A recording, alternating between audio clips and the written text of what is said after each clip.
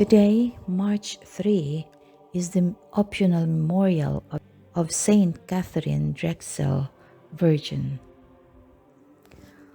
On November 26, 1858, Catherine Marie Drexel was born in Philadelphia to Hannah Langstroth Drexel and her husband Francis Drexel, an international banker and one of the wealthiest men in the United States.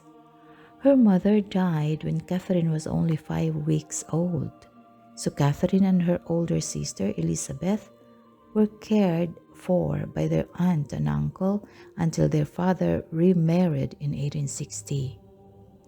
3 years later, Francis and his new wife Emma had a daughter, Louise. The three girls had what many would describe as an ideal childhood. They were lovingly cared for, lived in a large home in Philadelphia, received an excellent education from private tutors, frequently traveled with their father and stepmother throughout the United States and Europe, and were taught the Catholic faith in both word and deed. Francis and Emma Drexel were devout Catholics who regularly prayed and performed charitable works. They taught the girls that their wealth was a gift to be used for the good of others. One way they put this conviction into practice was by opening their large home to the community a few times each week, distributing food, clothing, and money for rent assistance to the poor. When widows or single women were embarrassed to come, Emma would quietly seek the women out to assist them. She often taught the girls that kindness may be unkind if it leaves a sting behind. The girls also learned about prayer by witnessing their father and stepmother praying daily before an altar in their home. When Catherine was only 14 years old, she formulated a spiritual plan for her life with the help of her spiritual director, Father James O'Connor, who later was named the first bishop of Omaha. Catherine's parents' witness greatly influenced her, and she began to understand that spiritual riches were worth more than all the material wealth in the world. After completing her formal education at the age of 20, Catherine made her social debut and was presented to Philadelphia high society, as was the custom for young wealthy women. Her heart, however, was not drawn to the life of a social elite, but to God and care for the poor. Over the next few years, Catherine's stepmother suffered from cancer and died on January 29, 1883. At the age of 49, which helped Catherine to realize that money cannot buy health or happiness. The following year, Catherine and her sisters traveled to the western United States with their father, where they saw firsthand the poverty of the Native American community on reservations.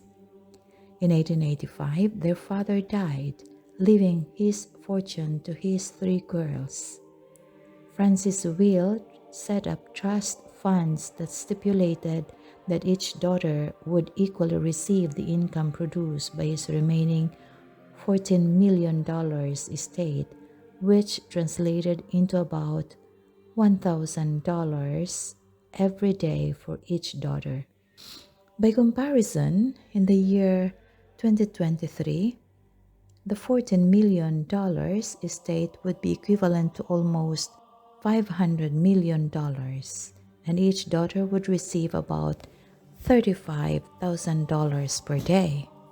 Despite receiving this fortune, Catherine's heart remained with the poor, especially the Native Americans out west and impoverished Black communities.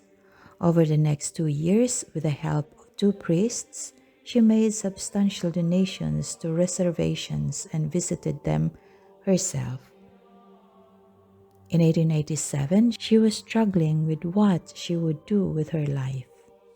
She felt drawn to the contemplative religious life, but knew that this would make it impossible for her to use her inheritance for charitable work. During a visit to Rome, she had a private audience with Pope Leo XIII, during which she begged the Holy Father to send an order of missionaries to the Native Americans. The Pope lovingly said to her, "But why not be a missionary yourself, my child?" The Pope's words resonated deeply within her heart, and she soon found herself in tears outside St. Peter's Basilica, knowing what she must do. In 1889, Katharine entered the novitiate of the Sisters of Mercy in Pittsburgh, taking the name Sister Katharine Marie. The news traveled quickly among the social elite. Philadelphia's Public Ledger printed an article with the headline, "Miss Drexel enters a Catholic convent, gives up $7 million." She made her final vows in 1891, and with 13 companions founded the Blessed Sacrament Sisters for Indians and Colored People. Sister Katharine was chosen as the first Superior General. Mother Katharine quickly went to work, using her inheritance to found a boarding school for Pueblo Indians in New Mexico and a school for African American girls in Virginia. Over the next 64 years, Mother Katharine and her sisters established 49 elementary schools, 12 high schools, Xavier University in New Orleans for Black students, and 51 convents. At the time of her death, her order had grown to more than 500 women religious. In 1935, following a heart attack at the age of 77, Mother Katharine retreated to a life of prayer. Her original longing for a contemplative life was realized and lasted for the next 20 years. Her father's will was set up in such a way that the income she received from the trust fund could only be passed on to her children. If she had no children, the money was to be distributed to religious organizations that her father had specified. Of course, Mother Katharine's order was not one of them, being founded after her father's death. Some believe that God allowed her to live until the age of 96 so that her annual earnings from her trust fund could be used for the ongoing charitable work of her order. She lived her last years in prayer in personal poverty, simplicity, and charity, giving all she had and all she was to the poor. She was canonized in the year 2000, only the second person born in the United States to be canonized up to that time, after Mother Elizabeth Ann Seton. Many people dream of being rich. St. Katharine teaches us that money is not the source of fulfillment in life. Love is. Whether you are rich or poor, your happiness comes from lovingly serving the will of God. Be inspired by this holy woman and learn from her example by choosing the poverty of Christ over the riches of the world, and you will discover the true riches of heaven.